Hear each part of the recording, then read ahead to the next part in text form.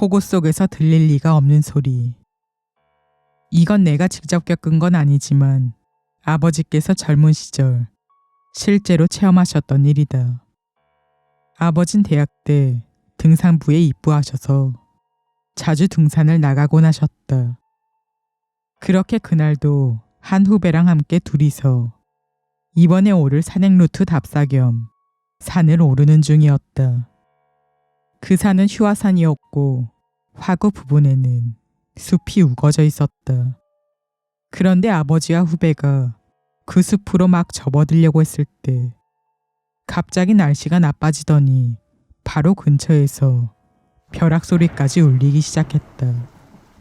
이대로는 위험할 것 같은 느낌이 들어 벼락이 그칠 때까지 숲에서 쉴지 아니면 단숨에 산을 내려갈지 망설였지만 이대로 있으면 날씨만 계속 나빠지겠다고 판단하여 산을 내려가기로 결정을 내렸다. 두 사람은 벼락에 맞을세라 필사적으로 폭우 속을 달렸다. 죽어라 달리다 파김치가 된 둘은 내리막길 도중에 쉬기 딱 좋아 보이는 바위가 움푹 패인 옆에서 보면 기억 같은 느낌의 장소를 발견했고 거기서 일단 쉬기로 했다. 진이 다 빠진 두 사람은 말할 기운도 없이 바위벽에 기대어 쏟아지는 빗소리를 들으며 멍하니 시간을 보내고 있었다. 그런데 잠시 후 아버지의 귀에 이런 곳에서는 도저히 불가능한, 그것도 이 폭우 속에서 들릴 리가 없는 두 개의 소리가 들려왔다. 카고메 카고메를 부르는 어린 아이들의 목소리와 그 뒤를 따르는 왜 이런 곳에 있니? 하는 여자의 목소리. 이런 곳에 어린애가 있을 리가 없지. 피곤해서 환청이라도 들었을 거야. 아버지는 그렇게 생각했지만 혹시나 하고 후배한테 지금 무슨 소리 안 들렸어? 하고 물었다. 그 말을 들은 후배는 놀란 표정으로 들렸어요 라고 대답했다. 설마 하는 생각에 무슨 소리였는데?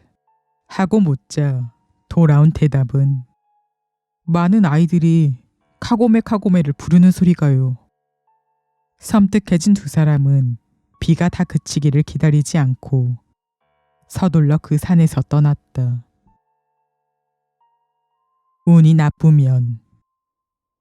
제 친구가 옛날에 일하던 병원에는 조치실이라는 방이 있었는데 조현병 환자 같은 사람들이 발작을 일으켰을 때 여기 수감되곤 했다고 합니다.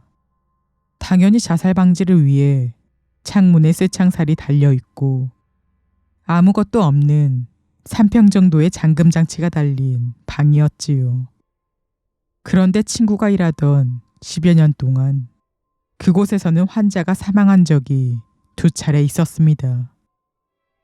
한 사람은 양말을 풀어 끈을 만든 뒤 쇠창살에 걸어 그걸로 목을 매 자살했고요. 그리고 또 한 사람은 양말 속에 숨겨놓고 있던 면도날로 경동맥을 절단해 자살했다고 합니다. 이후로 해당 방은 존재는 하지만 열지는 않는 방이 되어 오랫동안 쓰이지 않았는데 어느 날 한 응급 환자가 병원으로 이송을 오게 됐습니다. 그 환자는 여성이었고 조현병으로 발작을 일으키며 날뛰기 시작했기 때문에 가족의 요청을 받아 병원으로 실려온 거였지요. 그런데 일시적으로 수용실들이 꽉 차 어쩔 수 없이 아까 말한 사망자가 발생했던 조치실로 들여보내려 하자 격렬하게 저항하면서 무서워, 무서워, 이 방은 싫어 하고 절규하기 시작했고 아무것도 모르는 신입 간호사가 뭐가 무서운데요? 하고 호통을 치자 여자가 피범벅이 돼서 죽어있단 말이야 하면서 방을 가리키며 그렇게 비명을 질러댔습니다. 그 말을 듣고 사정을 아는 연차가 오래된 간호사들은 경악을 금치 못했다고 합니다. 친구와 운이 좋으면 영능력자가 되는 거고 나쁘면 평생 병원 신세 지겠지. 그런 사람들은 말이야. 그 병원은 아직도 기타 큐슈에 있습니다.